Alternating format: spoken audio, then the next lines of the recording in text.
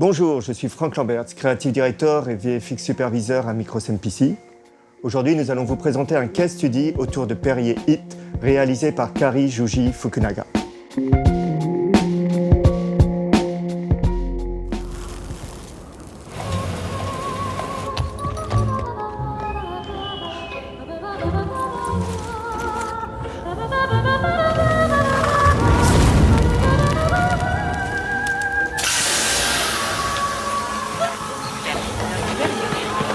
Perrier.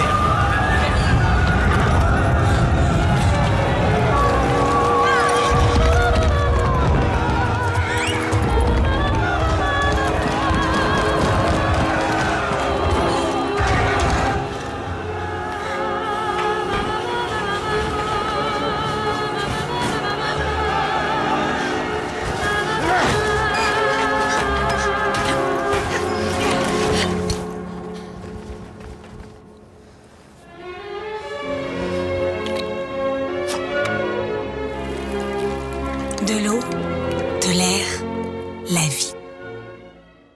Bonjour, je suis Fabrice Damoleni, Managing Director chez Micros MPC, département publicité à Paris. Pour vous parler du dernier film Perrier, il faut un tout petit peu regarder dans le rétroviseur de Micros. Alors Micros, c'est quoi? C'est 35 ans d'histoire, de publicité, de long métrage et d'animation. Nous sommes un véritable incubateur de talents, graphistes, réalisateurs, photographes, producteurs. Micros, c'est un lieu de rencontre et d'expression artistique. Notre ADN, c'est de mêler le craft et l'expérience client, avec comme ambition être générateur de succès pour les marques avec lesquelles nous travaillons. Notre relation avec Perrier et Ogilvy s'inscrit complètement dans cette philosophie. Perrier, Ogilvy et Micros, c'est plus de 20 ans de collaboration sur des films iconiques comme La Foule de Bruno Aveillant, The Drop, Johan Renck.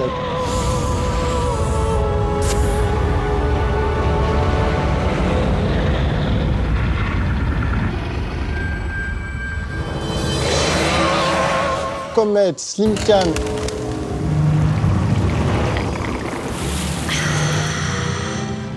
Perrier, démesurément frais. Air Balloon de Fleur et Manu.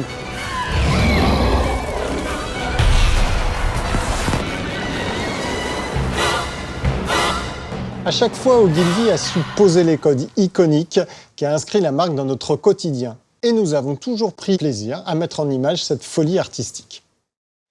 Ce nouveau film, Hit, réalisé par Kari Fukunaga et produit par Gang Film, illustre à merveille l'alchimie entre la création, la réalisation et le craft, le tout avec le soutien inconditionnel et bienveillant de Perrier. Une ville prise sous la chaleur, une femme au centre de l'action, de la tension, des cascades et une délivrance finale. Un réalisateur hollywoodien de talent, True Detective et autres films d'espionnage. Et pour nous, un challenge artistique, technique et un timing de folie. C'est 20 jours avec 20 graphistes full-time autour d'un pipe fort et solide qui nous a permis d'être au rendez-vous de la finale de Roland-Garros tant désirée. C'est le match, Nadal. Perrier voulait un retour au film culte, au film mythique et iconographique. Kari était le candidat parfait pour ce genre de film, ce genre de vision. Il avait dès le début vraiment une construction très précise du film. Il savait qu'il voulait un western spaghetti. On avait la ville qui devait être intemporelle, qui devait être oppressante, on devait ressentir la chaleur. Donc il y avait tout un travail à donner sur le soleil, sur comment chaque surface devait être vibrante, tout en laissant une large place à notre héroïne. Là-dessus, l'héroïne devait se situer un petit peu entre deux, car elle devait être glamour, elle devait être l'image de la femme Perrier, donc, qui est vraiment une représentation iconographique très, très forte. Là, on l'a vu tout à l'heure avec Fabrice, de tous ces films cultes de la femme forte. Donc ça, c'était vraiment un retour aux sources très important pour la marque. Après avoir étudié différentes options, Gang et Independent ont choisi Athènes pour le lieu de tournage. Athènes est un choix peu utilisé et qui s'est révélé être un choix qui a poussé un petit peu la post-production dans ses retranchements. C'est une ville superbe, c'est une ville grouillante, c'est une ville atypique. Elle mélange un petit peu de tout, donc bien sûr tous ces monuments anciens qui sont là, qui sont hallucinants. On a ces buildings des années 40, 70. On a quelques buildings modernes qui est très loin des images qu'on a l'habitude de voir en publicité et qui a emmené ce film à un niveau inattendu. Et ça, pour Cary, c'était très important. Ça l'aidait à sortir ce film, de ne pas être juste un film publicitaire, mais d'être limite un petit court-métrage. Bonjour, je m'appelle Harry Bardac et j'ai été le superviseur 3D sur Perrier Hit. Ce projet a rassemblé 60 de plans intégralement truqués. Nous, en tant que studio de post-production, on a eu tout un travail pendant 2 mois à peu près, avec l'agence, avec Cary, avec Perrier, de savoir comment représenter cette ville, comment représenter cette chaleur. Après de nombreux tests, nous sommes partis vers un look très prononcé qu'il fallait assumer. Cary l'a acheté aussitôt en trouvant que c'était très intéressant. De ce look orange manifeste, sans tomber dans le sépia, tout en étant très contraste, tout en perdant la ville, parce que c'était important que cette ville ne devait pas prendre la main sur l'histoire.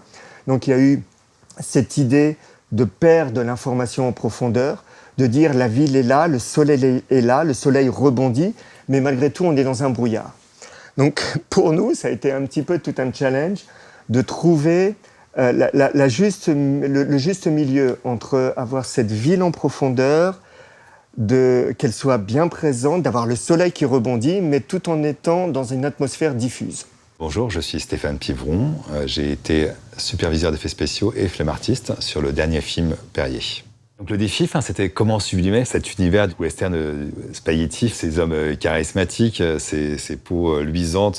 Bonjour, je m'appelle Christophe Courgeot, je m'occupe d'environnement et de concept design à Microsimage. Et sur le projet Perrier, on m'a demandé de tout d'abord faire de la recherche sur le look avec Steph.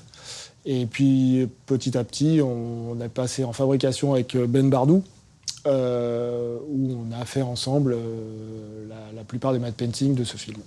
Plus généralement, on a commencé à faire des recherches en pré-prod. La rêve qu'on nous avait donnée pour mettre en place le look du film, c'était une séquence de Macbeth qui se passe dans un environnement très, très peu défini, qui était une gamme de chroma qui passe de l'orange vers un jaune très saturé et vers des blancs assez forts, et où on distinguait très très peu les niveaux de contraste. Donc en gros, il y avait des personnages qui étaient plongés dans cet environnement-là et qui donnaient un effet très très décalé à l'image. Donc les premières recherches qu'on a fait, ça a été d'essayer de replonger le tournage qui nous revenait et d'essayer de redonner un look qui correspondait à ça. Et on a eu ces références. Steph était tombé sur les incendies en Californie, qui donnaient justement cette aspect bizarre et très coloré à l'image, et très étrange. Donc on a essayé de faire un mix entre toutes ces références et pour coller, et que tous les plans du film qui ont été tournés puissent recoller un petit peu à ce look qu'on a essayé de donner, quoi. Sur le papier, c'est beau. En réalisation, c'est pas évident. Très vite, nos images ont pu paraître un petit peu juste sépia, look un petit peu passé. Donc il fallait rajouter du contraste, mais très vite, en rajoutant du contraste, on perdait un petit peu ce côté d'image diffuse. Donc il y avait ce curseur que nous avons poussé vers le haut, vers le bas, là, pendant ces 3 semaines de la post-production, afin d'avoir le look désiré. Le souci qu'on a rencontré à Athènes et à tourner pendant le Covid, c'est qu'on n'a pas eu l'autorisation d'utiliser de la fumée, ce qui a été très problématique. Du coup, on a cherché à comment reproduire la fumée et comment le faire en très peu de temps surtout. D'où beaucoup de tests en amont et des recherches en intelligence artificielle, et notamment sur le Z, la profondeur de l'image.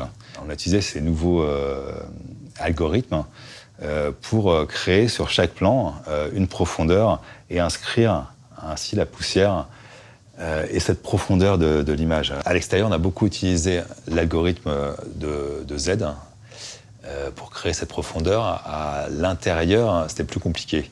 On a donc créé une volumétrique en CG en traquant les plans en s'inspirant de la lumière pour recréer cette profondeur. Une fois qu'on s'est mis d'accord avec Carrie sur l'univers esthétique, sur cette chaleur, cette poussière, cet univers lourd, orange, il nous a laissé toute la liberté créative pour pousser les plans jusqu'aux 3 semaines, qui était la limite de la fabrication. C'est toujours frustrant d'avoir que 3 semaines. On aurait aimé pousser les plans encore plus loin. Mais bon, on a abouti à ce step que vous avez pu voir. Qui est chouette. Moi, j'ai fabriqué une pseudo-caméra qui me permettait de caler les choses en perspective. J'ai fait des rendus de building qui, dans un premier temps, servaient à recaler la sensation athénienne de la ville vers quelque chose de plus parisien. Et petit à petit à ramener des choses un peu bizarres dans l'image. Donc on était parti avec Ben pour faire des choses comme il a l'habitude de faire dans ses recherches graphiques, à faire des villes, des grosses mégapoles qui sont intégrées dans Paris. Donc lui, il a vraiment, c'est son univers à lui, quoi. Donc au début, on a essayé d'intégrer ce genre de choses, d'intégrer une sorte de gros bâtiments surdimensionnés qui n'ont plus rien à voir avec l'échelle humaine. Et ça a tenu un petit peu, ça a tenu un petit moment sur 4-5 plans. Mais très vite, l'idée a été abandonnée. Ils accrochaient pas vraiment en termes de look global. Donc on était parti sur un truc un peu plus bizarre qui ramenait de l'athénien dans du Paris parce que c'était trop Paris. Donc petit à petit, en fait, on a construit le look du film au fur et à mesure qu'il le montait, au fur et à mesure que les trucages avançaient. Donc on a ramené ces idées de ventilos gigantesques, de tuyaux à la Brésil un petit peu partout qui s'infiltraient dans les structures de building pour donner un look un peu étrange à cette ville intemporelle. L'avantage de MicroSMPC étant situé en plein cœur de Paris, il était facile pour nous d'isoler des plans spécifiques du film et d'essayer de retrouver comment est-ce qu'on pourrait matcher ce plan avec notre ville. Donc tout ce travail était un vrai plaisir avec Carrie, qui a une vraie connaissance de la France, vu qu'il a étudié pendant quelques années à Grenoble. Donc, il nous faisait confiance sur « Ok, vous avez Athènes, je vous fais confiance sur Paris, travaillez, donnez-moi ce petit look improbable et intemporel de la ville. » Pour la scène finale, Carrie voulait absolument l'ancrer dans la réalité. Il ne voulait pas se retrouver dans cet univers de post-production un petit peu idéalisé, où on aurait pu avoir tendance à sortir le film de ce qu'il voulait, de quelque chose d'un peu grunge, un peu ancré dans la terre, pour aller dans quelque chose un peu trop esthétisant. Donc il était très insistant de vouloir avoir cette séquence finale dans cet endroit clos, qui était une cour intérieure au plein centre d'Athènes, au-dessus d'un centre commercial, où nous devions faire intervenir les 40 personnes de l'équipe, je pense, peut-être un peu plus, les 20 personnes, les extras, notre héroïne, la grue, les antennes, la déco, tout ça au-dessus d'un toit complètement enclavé autour de ces immeubles. Avec, bien sûr, tous ces voisins qui avaient tendance à se mettre aux fenêtres pour regarder ce qui se passe. Donc je vous laisse imaginer les contraintes de tournage, comment ça pouvait être difficile. L'intention de départ du Wedge était de recréer une sensation de vide. Il fallait se dire, je ne peux pas la suivre ici. Naturellement, on ne peut pas filmer, pour des raisons de sécurité, on ne peut pas la filmer sur des toits.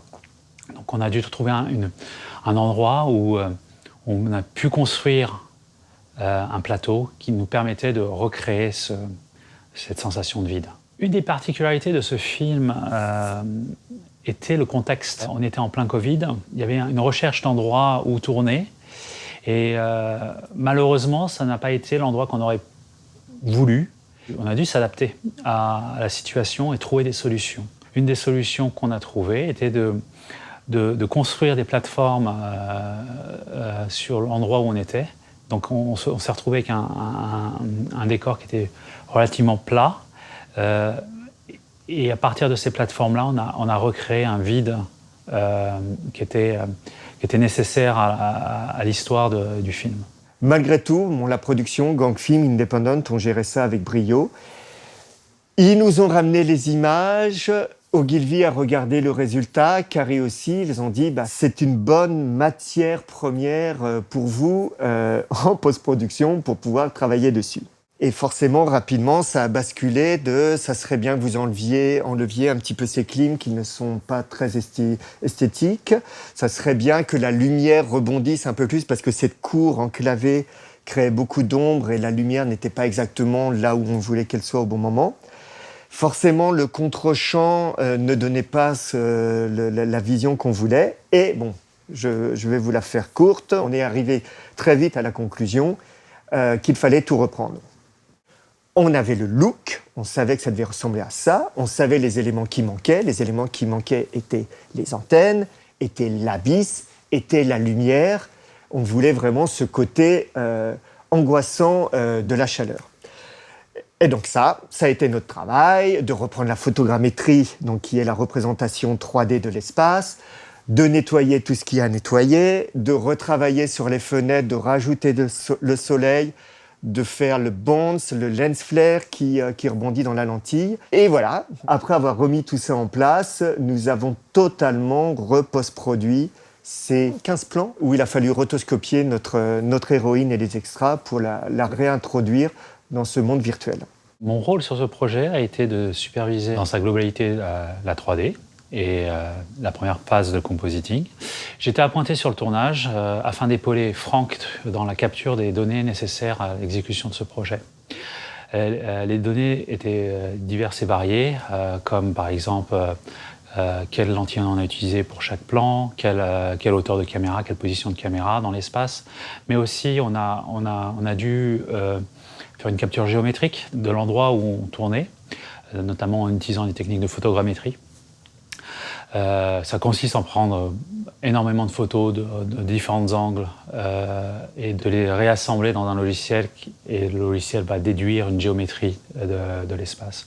C'est une sorte de mesure faite à partir de photos. J'ai dû prendre 3500 photos afin de réaliser un modèle assez précis de l'environnement où on tournait la séquence du wedge.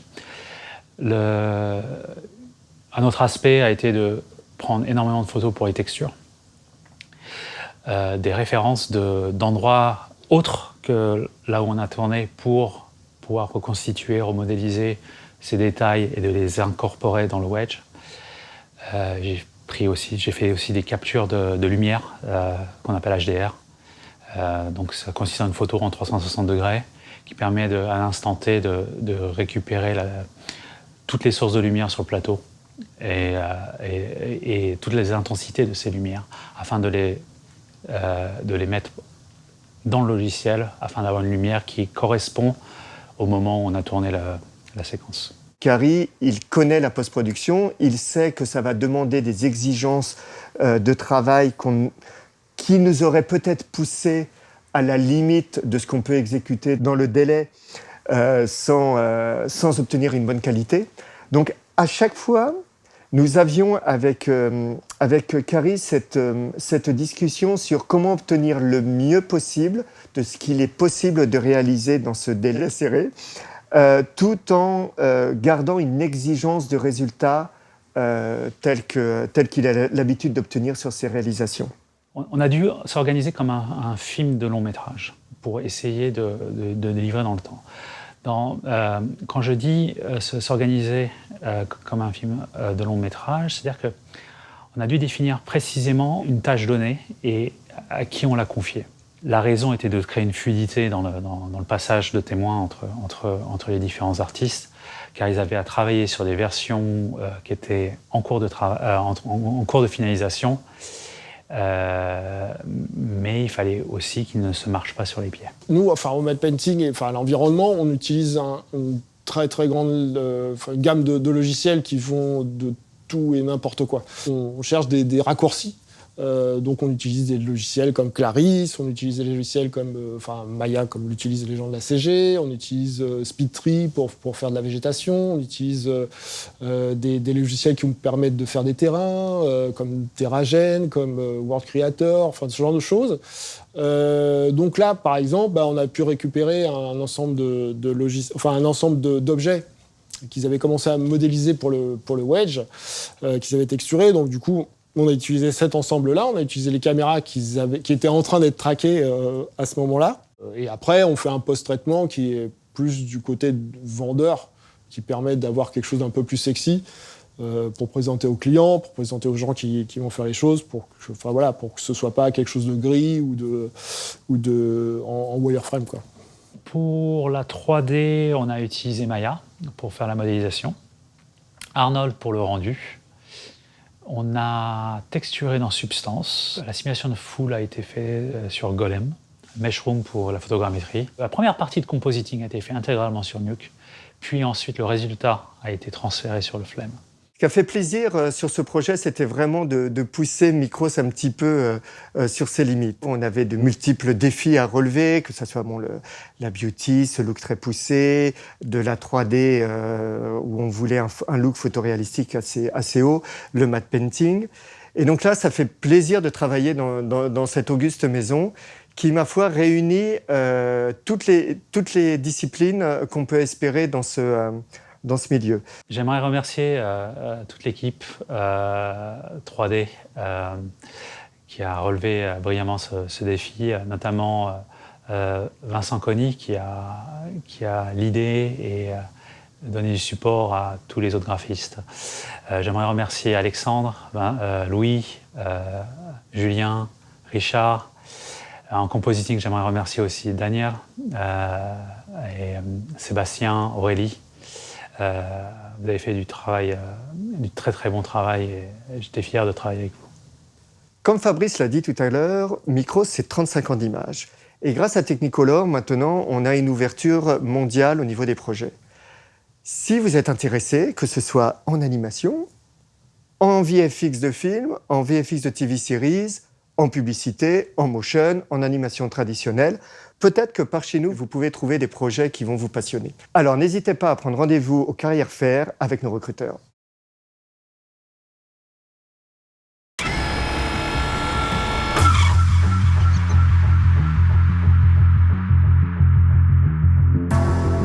C'est par là.